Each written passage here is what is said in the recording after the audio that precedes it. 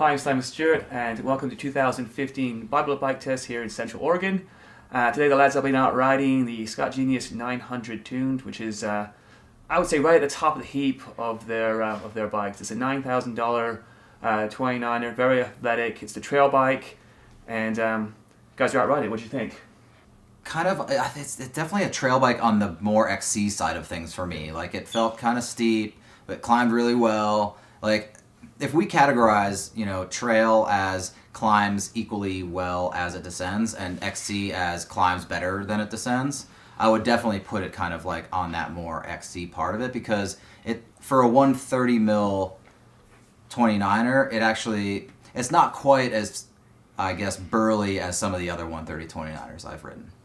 Yeah, I would second that. I mean, Scott's made an effort to make this bike climb well. They have the twin lock system, right? Right. So it's a thumb shifter up on the handlebar, gives you three positions. One, the full 130 millimeters of travel. The middle position, the climb mode, which is, I think, 90 millimeters. The traction mode. The traction mode, right? Yes. And then you have the full lockout. And I think it climbs better than it descends, but even then it didn't really blow me away in climbing. I think there are a lot of great things about this bike, but I would say, I guess I should say what those things are. Well, it's light. It's under 24 pounds. It's really light, exactly. Full carbon. You can't fault the parts. Yeah. They're 180 rotors, XTR.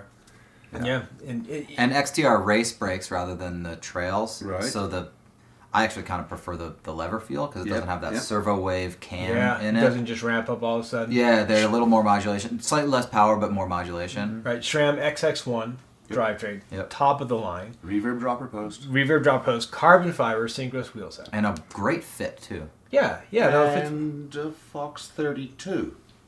Yeah, which in a 130, kind of appropriate. But that gets back to this bike more XC-like. Having ridden a ton of longer travel trail bikes during the whole test that we've been doing, looking at it now, I can look at the time I was a little underwhelmed with its climbing, but now I can say that, it scooted up hills like a sub 24 pound carbon fiber bike. Right. It climbs the wheels off of some of the other bikes we've been testing in that genre. Right. But the trade-off is that it also sacrifices some of its downhill performance to those same 5-6 inch travel bikes. Yeah, in the last couple of days, we've tested underdone. some bikes that are in the same travel range that were definitely more capable. That just on flat descent. out smoke downhill. And whether you could say it's not great of a fork, because the Fox 32 is a great cross-country fork. Yeah.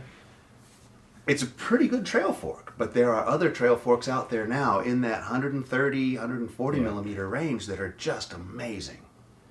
Yeah. And they're stiffer, torsionally, laterally, they're plusher, and I think that would probably help this bike's performance if it had a beefier fork on it. Although then you'd be gaining a pound of weight, probably, or a half pound at least. And that's the still thing. light. Yeah, it still would be under 25 pounds, and it would still climb with a fair bit more alacrity than some of the other bikes that it would be pitted against in that category. I don't know. I think all in all, this bike would be a fantastic bike for somebody who is on the more XC side of the trail. Yeah. Orient, Wants to cover some ground. Doesn't want to race. I mean, it could even do really well in like a marathon type race. It's so light that you can efficiently cover tons of ground with And that. and I talked to Scott, and that's really where they said this bike isn't for the elite enduro racer, and it's not for the elite cross country racer. It's for that great gulf of people in between who might go out and do a big marathon race and just want an all-purpose trail bike. And I think there's a lot said to that. I mean, there's a lot of good things to it as well, right? Low bottom bracket, 17-inch chainstays. I mean, it's a 29er, but it's an incredibly nimble 29er. Yeah. It's one of those bikes that sort of disproves the notions that a 29er has to be a clumsy, handling bike. I mean, and aside from it rolling over rocks better, there are times I completely forgot I was on a 29er on that bike. Right. Or at least compared to some of the 29ers of the past. So there's a lot of things I like. Honestly, I look at this bike and I think, what if you put a stouter fork on it? And what if you put on just a Fox CTD rear shock? Just simple. I'd rather climb with that bike in the full travel mode and have a little bit more compression damping. A little simpler system, and I'd be 100% dialed, because I think the frame and the rest of the component spec is impeccable. Yeah. It's amazing spec. It's a top shelf spec, though. Absolutely. It's an $80,000 bike. Granted, you can get a lot of the same benefits on the frame for about $4,000 less True. in the 910 model. Yeah. Right, which still Which has is like It's an Pretty XT huge build. It's which a is really an XT Right, build, XT which is build. great. So if people look at this bike and go, well, it's just out of my range, there are a ton of other Genius models that have the same benefits that cost a lot less. Yeah. And they're not too far off in the weight either. Yeah. So, It would be nice, I think, to have that kind of option, though. To be like, okay, well, some people like the remote, other people may not, because it's totally preference. Right. And to have maybe like a Evo type thing where it's got like a beefier fork and a non-remote shock on it. And Exactly. Then that would be. It seems like that would be kind of more up our personal riding styles, Right. but there's a lot of people out there who like the remote handlebar stuff, and For that's sure. perfectly great. No, and I think that's absolutely true, and I think that Cannondale has the same kind of thing to some degree with the Jekyll and triggers, and it's a certain kind of rider. Yeah. And if you're that kind of person who wants the multiple bikes in one bike, then yeah, this is a good option for you. For sure.